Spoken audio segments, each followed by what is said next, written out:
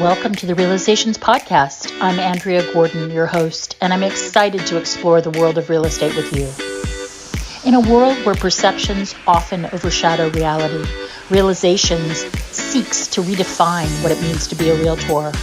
Join me as we peel back the layers of the industry, uncovering inspiring stories and celebrating the good in real estate. Whether you're a homeowner, a fellow realtor, or simply curious, this podcast is for you. Welcome to Realizations, where perceptions meet reality. Let's dive right in. Welcome, everyone, to Realizations. I'm Andrea Gordon, your host. This is the podcast that I created because I got so pissed off about what was going on in the real estate industry in relationship to the NAR-DOJ lawsuits and the commission lawsuits and things like that. I felt like our profession was not being respected out in the world. And rather than just stay pissed off about it, I thought, you know what? I'm going to create a podcast to educate people about all the things that we do, all the vendors that we come up against in our world, and how complicated our job actually is. Because I don't think people have any idea. They watch these real estate reality shows and they think we're like Vanna White and we just go like this and sell a house, and that's not really what's involved whatsoever. So I'm really, really happy today to have Tyler Gibson on my show. He's an incredible agent, investor. He's in Florida. He's in Orlando, Florida, and he knows about house hacking, about investing. Let's talk a little bit. Tyler, how did you get into real estate in the first place? What happened? Yeah, so I think my first interaction was my wife and I bought a house, right? That was the first time. And we got lucky. My wife met a great agent here at an open house one time, and they had a connection, and so we used her to buy our first home. And it wasn't too long after that, my wife and I were married, and we each had stable salary jobs. And my wife is a very frugal person, so we lived below our means, and we had started to develop some savings. And I saw a pattern of behavior in my dad in buying rental properties. And so for some reason, I just thought it'd be a good idea to buy a rental property. And so I brought it up to my wife. She agreed. We called our agent, told her what we wanted to do. And I think 6 months later, we ended up buying our first investment property, which was a little 2-1 bungalow. And that was almost 10 years ago now. So back in 2015, the real estate world was very different, and especially here in Orlando. I didn't really know what I was doing, but I thought this would be a good idea. I got really lucky in that I had pretty good timing, and my ignorance did not hurt me in that particular case. Right. But I got that first rent check and I was hooked. The idea of getting passive income just by providing a place for somebody to live, I was hooked by that idea. And so I set off on a journey to learn a lot more, and eventually ended up getting a real estate license to help me grow that portfolio. And then I sold my first house and I was hooked. There you go. And now you have 13 people who are working underneath you at your office. So you've become a team lead in that way. Are they agents that work under you, or are they employees? How does it work? Yeah, so we have 13 agents that are on our team. And we have a unique team structure. I'm not a big leads heavy team. We're not Zillow Flex or anything like that. I have a lot of dual career agents that are part of my team, and partly because that's how I started. I started during COVID. I had a full-time job and I got a license, mostly to do my own stuff, but then I ended up helping somebody, and I fell in love with the process of helping other people buy real estate. And so I continued to work in my job, and I was a dual career agent for 2 years. Until I was able to quit my full-time job in October of 2021. And I had already started the team at that point. I had brought on my first buyer's agent because at that time I had an influx of leads. And so I needed somebody else that could help me. And we've kind of shifted our model since then. But now we focus on helping other agents that are going to be dual career agents maximize their time and their efficiency to help them grow their business quickly and achieve whatever result they're looking for. Got it. And what did you do before you became a realtor and an investor? So if you looked at my resume, you would be awfully confused by all the different things. I've done Mhm. landscaping, I've worked in service industry jobs. Right before coming into this space, I worked for ADP, the big payroll company. They had a software product Oh. that I was a customer success manager for. It wasn't specifically payroll stuff or HR stuff, but it was kind of HR adjacent. It was more of a coaching and training tool for team leaders. Hmm. It was all about learning your strengths, and I had the great opportunity to do that. And just before that, I traveled a lot for a company doing implementations of their software, which was a land records management system, which is kind of connected to real estate, if people know Hmm. anything about that, Yeah, because yeah, your yeah, official records, right? Deeds, mortgages, marriage licenses, all that stuff that gets recorded with the county. I worked for a yeah. company that sold that software to the county and then helped service it and support it. So lots of different things, software and Well, project but management what and all I'm sorts hearing of is things. I'm hearing a pattern though. I mean, clearly you're tech savvy, and clearly you like to help people, and you like to teach. You're kind of in a teaching role in a lot of ways, in your customer support. So it makes sense that you have a team. It makes sense that you've worked around a lot of individuals and are good at collaborating. So that's an important thing. And one of the principles at Compass is collaborate without ego. I also get the impression from the way you describe it that you are not in some sort of hierarchical structure that really feels like you're the big boss and everybody's working under you. It sounds to me like you're creating a synergistic environment for the people that work with you, and you perceive them to be working with you as opposed to for you. Is that about right?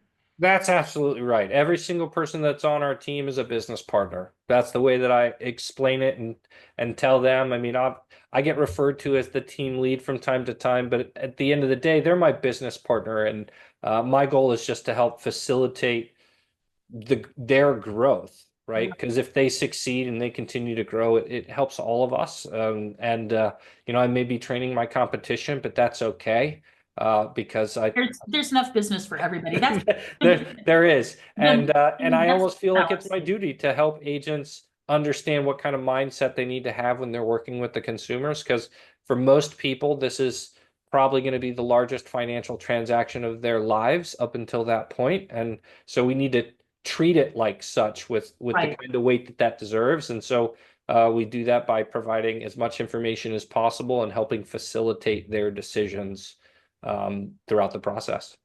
So when somebody comes on board with you, have they done real estate before, or are you mentoring them to the point where they understand really what it is to do real estate?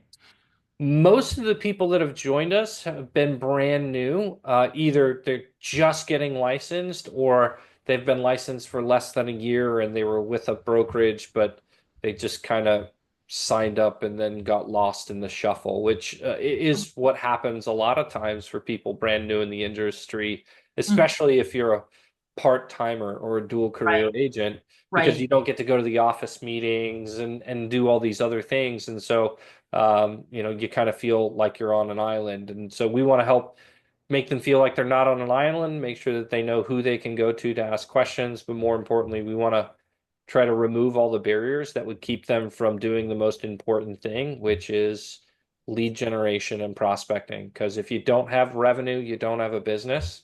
And so we Right. focus heavily on how do you go generate revenue for yourself quickly, and we'll take care of all the back end stuff. Don't worry about learning contracts or any of that stuff. We will help do that for you. Just focus on finding your first client. And if you're not sure if you can convert them, you have a higher authority that you can refer to in me. Just get them on a three-way call with me, a three-way video call. We'll set an Hmm. appointment and I can help answer that person's questions and help them feel comfortable in working with this team member, knowing that that team member isn't doing it alone, that me and the rest of my support staff will be here to help back them up and make sure that these people have a great experience. Wow. So, my brokerage doesn't have people that are part-timers. As you know, Compass only takes full-timers. And how do you get people to make the shift between, holding on to that lifeboat of their paycheck and becoming a true entrepreneur on their own? How do you make that happen? Well, I don't think you can push anybody to that, right? We just try to we try to get them to a place where they're generating enough income that and they've got consistency in their business. I think that's the hardest thing for people is building that consistency. Right. And as you know, a lot of agents don't last in our industry, and part of that is consistency, right? They can't get consistent enough, business to be able to feel comfortable letting go of that, and they struggle for 2 years and then they give up, right? 80% of agents don't make it more than 2 years, and so Right. if you can, but there's something magical I found that happens in year five. Right. Exactly. Exactly. In year five, that person you sold the house to in year one, they might be thinking about moving. And so in year five, the phone starts to ring a little bit on its own. Right. And so I feel very strongly that if I can help people, survive those first 2 years and just be consistent and start to get more and more and more, then that evolution will happen naturally. It helps if they have someone else in the family that's earning income and they can go all in, Mhm. right? So we just try to talk to people about what would it look like for you to go all in? What would you need to have in order to be able to do that? And then we try to help them build a plan to get there. That's lovely.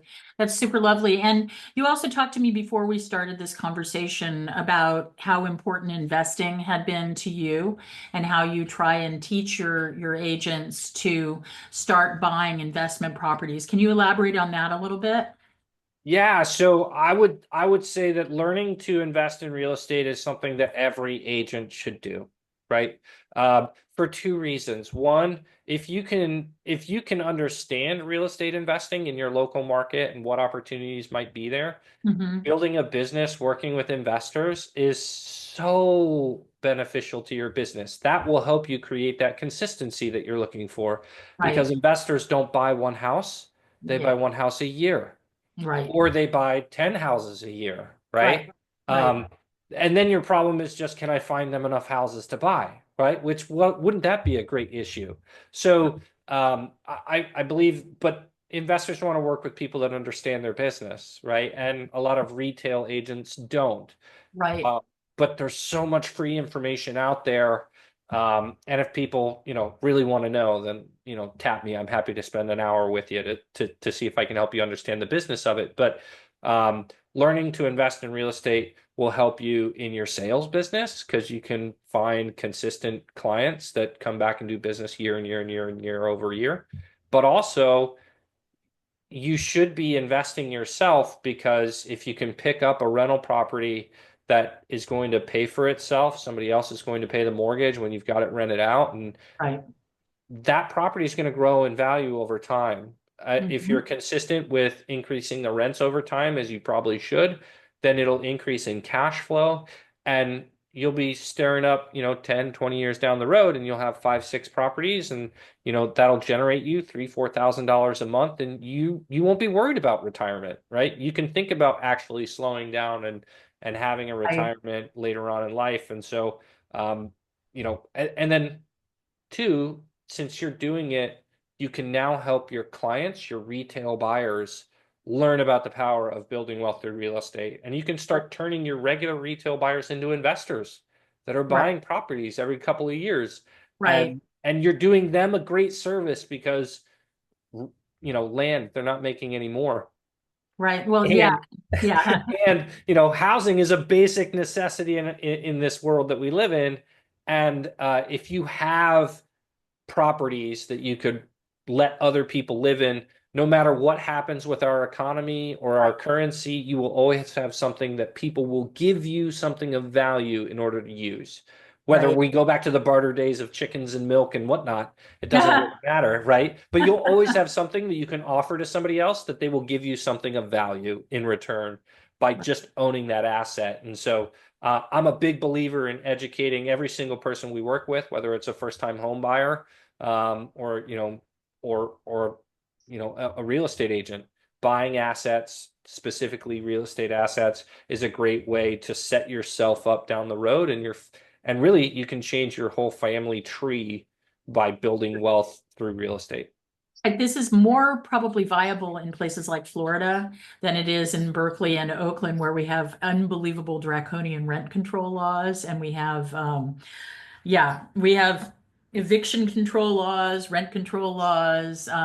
They have set it up so that we can't pass on improvements, costs to the tenants, and our real estate costs are really, really high. Like in our area, in Berkeley, average sale price is 1.2 million.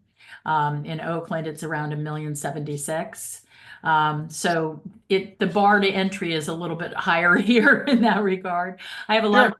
I have a lot of friends who are realtors who are buying in places like Florida and Texas and Georgia, North Carolina, simply because you can actually buy something there, Yep. and yet the rents are decent. They're not like super low in comparison to the sale price. Yep. So in a place like where you are, though, you do have weather issues that come up.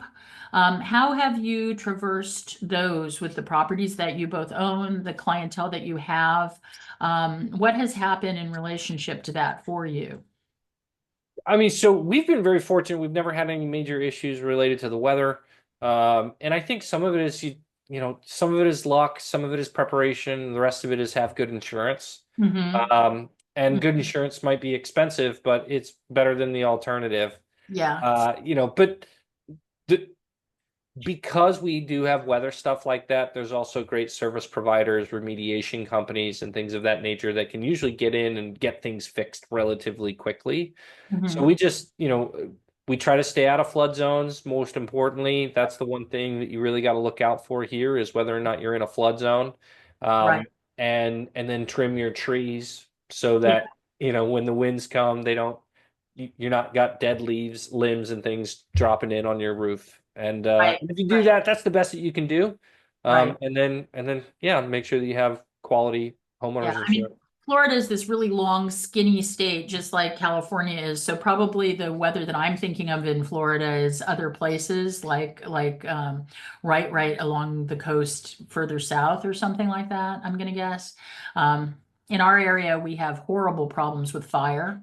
That's Yeah. our issue, and we're all having to buy very specialized insurance that's incredibly expensive. Like my own personal annual insurance, don't throw up, went from around $6,500, and it was including my house and cars, to $18,000 a month just for the fire and house. Wow. Yeah, so California is a little bit expensive as a place to do any of these things, but I'm really glad that you're out there helping people to create wealth for themselves in a place like Orlando, Yeah. where Well, and it's so easy to buy remotely these days. We have this beautiful technology of video, and so we're able to meet with people that are not local, right, give them the information they need so they can understand the market. We take great photos and we can do virtual video tours through right, properties. right, But most importantly, we have great contingencies in our offers, right? We have right, great inspection contingencies that is essentially a get out of jail free card here in the state right. of Florida. Your inspection contingency, the Yeah, language very specifically says you can cancel for any reason. right, right, right, right. If the buyer for any reason does not feel like it will suit their needs, they can cancel the contract in their inspection contingency and get a full refund of their earnest money deposit. And so there's very little risk. You make an offer that makes sense to you. You inspect the home to make sure that everything is as you expect it to be. And if not, we go renegotiate or ask for repairs or concessions or what have you. Mhm. And if we can't make it work, then we just say, okay, never mind. Give me my earnest money deposit back. I'll go buy something else. And we move on and we make it super easy. And, you know, we just give people all the information so that they can Right. make a decision and be comfortable with it. And if they're not comfortable, our first response is always, well, let's cancel, get your money back, go look for something else. Yeah.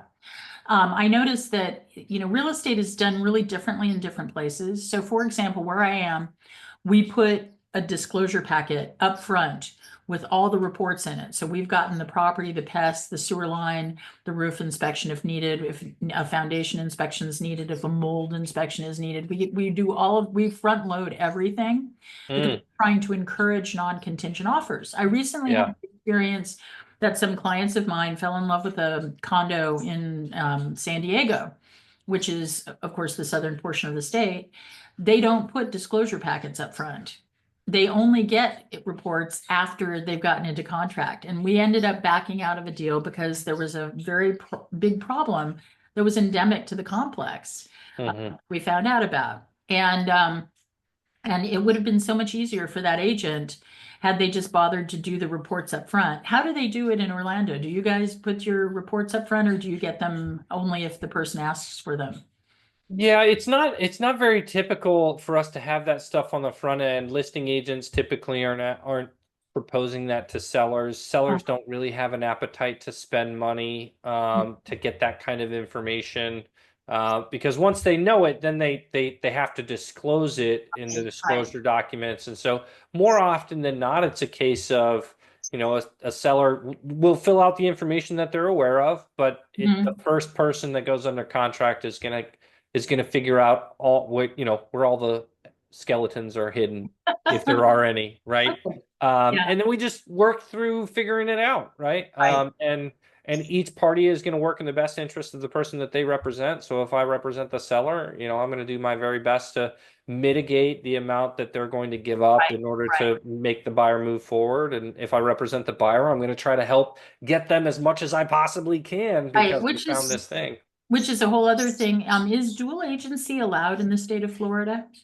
So we don't do dual agency. We do what's called transactional brokering. And so it is possible for me to be the listing agent on the property. And by default, we actually act as transaction brokers here. So Mhm. my listing agreement, I always have them sign it as a transactional broker because if another agent at my same brokerage, which I'm at, one of the larger cloud-based brokerages, Right, brings a buyer, then I need to be a transaction broker because they technically work for the same broker. right. So we would have to then later transition. So by default, we just act as a transaction broker. That also does help me in the event that a unrepresented buyer shows up. I can give them a non-disclosure, a non-brokerage disclosure document. They can Right. sign that. I can show them the home on behalf of my seller. I'm not going to give them any advice about the area or home because I don't work for them, but I can Mhm. open the door and answer questions that are clear and obvious and that I have, material knowledge of um, for them. And then, if they decide to make an offer, I could represent them and have them pay me as a transaction broker. But essentially, in that case, I act as a conduit of communication between the two parties.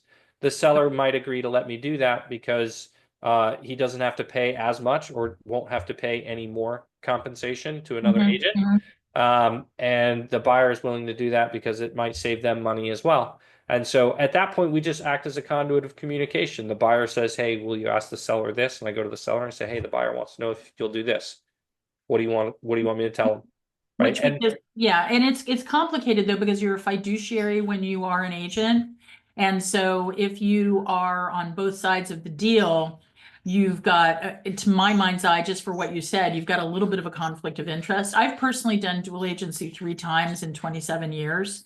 So, and all 3 times, by the way, it was attorneys who originally came into the transaction saying they were going to do everything themselves and then started to rewrite all the California Association of Realtor forms.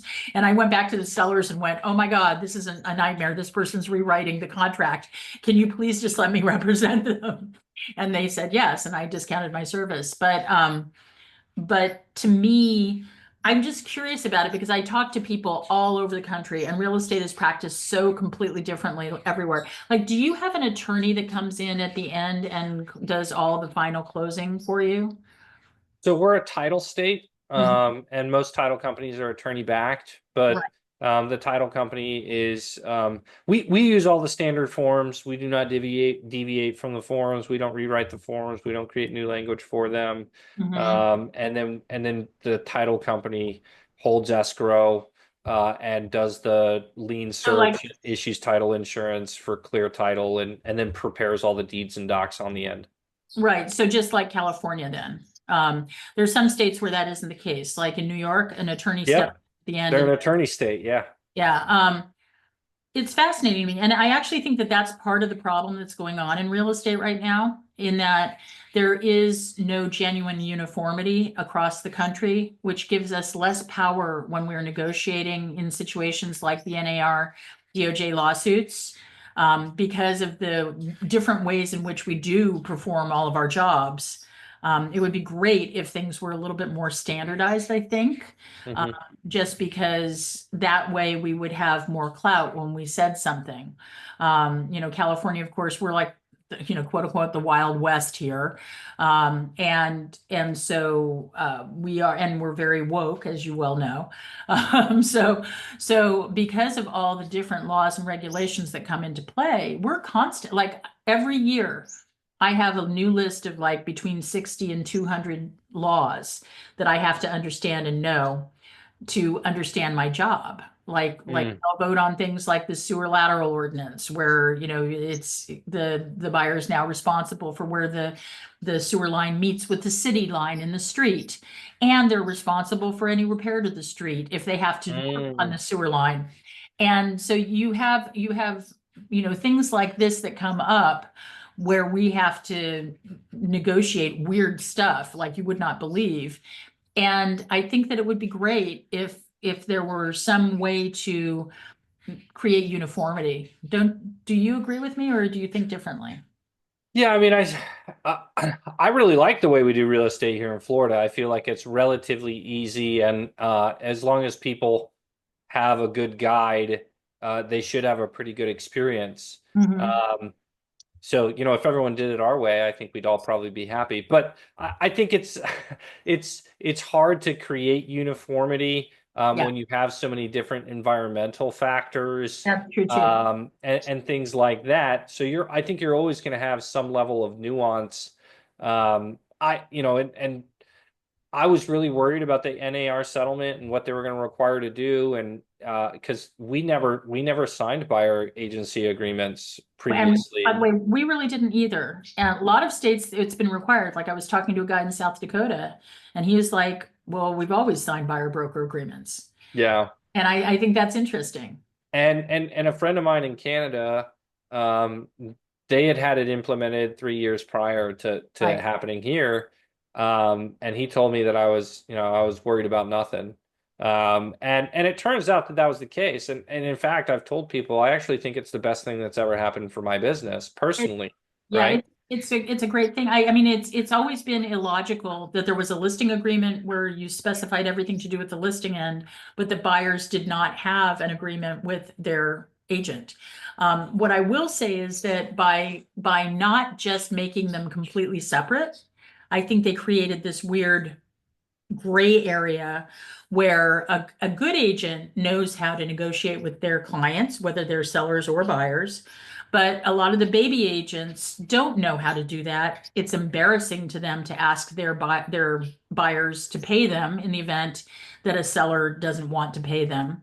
And so they're getting shafted in a variety of different ways. I see buyer agents giving ginormous credits to their clients at close of escrows right now. And it's because they don't know how to talk to their clients to get them to realize that the work that they're doing is meaningful and valuable. I mean, if you've been driving a buyer around for 6 months and showing them, 30, 40, 50 houses and then getting them into contract, it really isn't fair for the buyer to think they shouldn't pay their agent.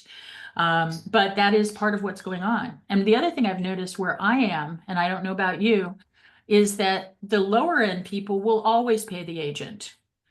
What I'm seeing is that the sellers who are above $2 million, those are the people that don't want to pay the buyer's agent. And that's an interesting thing. I don't know Well, what it says, it but that doesn't really surprise me. I mean, I think you're dealing with a different type of buyer. A $2 million buyer tends to be someone who's a little more sophisticated. They know a little bit more about money. They've right. probably done some real estate transactions before, and so they don't feel like they need as much guidance because they already kind of understand the game, if you will.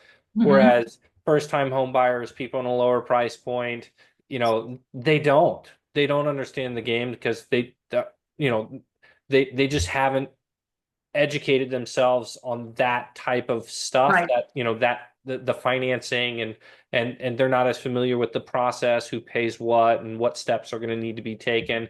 And I think I've been accused of this. I take my experience for granted, right? I talk with a new buyer, and I forget that I've done this Right. 160 times, so Right. it doesn't feel scary or I don't have Right. as concerns about the process, but they do.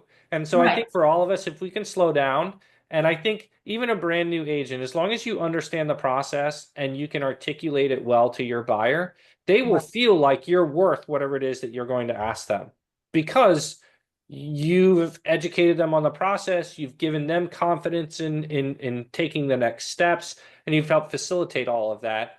Um, but for us, because we have a lot of experience and do all that, it's very easy for us to ask people to pay our fee. And Right. I, on multiple occasions, when the seller wasn't willing to cover the full amount of my fee, I've heard our clients say, "We'll pay you the difference," because they've already recognized that we were Right. worth it, right? And Right. granted, we do oftentimes get our buyers' equity in at the closing table because we're shrewd negotiators, but Right. but they see that we do bring that value. And so if you're a brand new agent and you don't have that experience, yeah, it's going to be a lot harder. And what I would Yeah. tell you is join a team, right? Right. Even if it's just for a season, because what a team does for you more than anything else is it should help add competency to Right. your warmth already, right? People choose to trust us based off of how warm we are and how competent we are. And if you're Mhm. very warm and personable, then they'll want to like you, but it is the biggest financial transaction of their life. And so they Right. also want you to feel like you're competent. And if you don't feel that way, chances are they can probably sense Oh, that. And absolutely. so refer to a higher authority, right? Get a Right. mentor, get somebody that's more experienced, ask them to come in and help you, and get those people in front of them. Right. And hopefully that person will help elevate your status in front of them as well, Right. so that you can do most of the work, right? But they're there to help give you that competency, and that's one of the things that joining a team as a new agent should help you do. Should help I get you agree with you. get I that agree with you. competency. I didn't join a team when I first started, Me but either.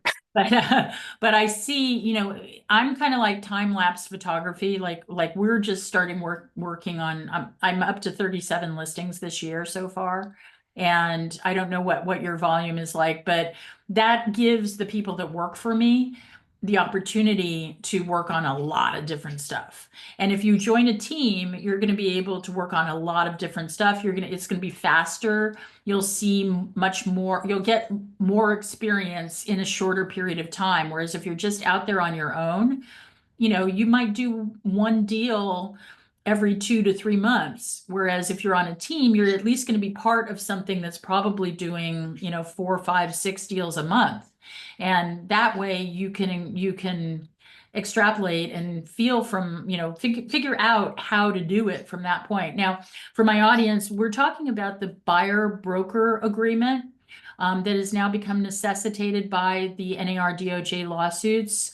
We are now required, whenever we work with a buyer, to actually have a signed agreement with them that says the amount that we will be paid by them in the event that a seller is not paying. But it also, the biggest thing, and I think the best thing about that agreement is it also stipulates what are the duties of an agent? What are the duties of the buyer in relationship to the agent? So it basically codifies and solidifies what the relationship is between an agent and their client. And it's just like what a listing agreement does, except in relationship to a buyer. So it's a very valuable, good tool. And I think that as time goes by, I think it will become more and more common for buyers to actually pay their agent versus the seller covering all of the fee is my strong suspicion. Well, you have taken a lot of wonderful time with us today. This was supposed to be a half hour, but you're such a great guest that I let it go long because I thought everything you were saying was really interesting. Tyler, if somebody wants to find you and wants to talk to you about investment property and getting into investing themselves, where can they find you? I mean, you can find me on Facebook, real_Tyler Gibson, Instagram, real.Tyler Gibson, or people can call me. My cell phone is 407-590-9858. And if I don't answer, leave a voicemail, shoot me a text message. I will get back to you. You're awesome. It was really a great call. Thank you so much for this podcast, and we'll be back to you soon. Thanks for having me.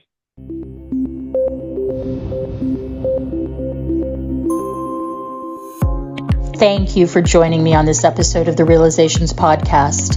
I hope our conversation has shed light on the true essence of real estate and the people behind it. As we wrap up, I want to extend my gratitude to our listeners for their support and engagement. Your feedback drives the heart of this podcast, and I look forward to continuing this journey with you. If you enjoyed today's episode, please consider subscribing to the Realizations Podcast and leaving a review. Your support helps us reach more listeners and spread our message of positivity in the real estate industry. Until next time, remember to keep an open mind, embrace empathy, and always seek the good in every situation. I'm Andrea Gordon, signing off from Realizations. See you next time.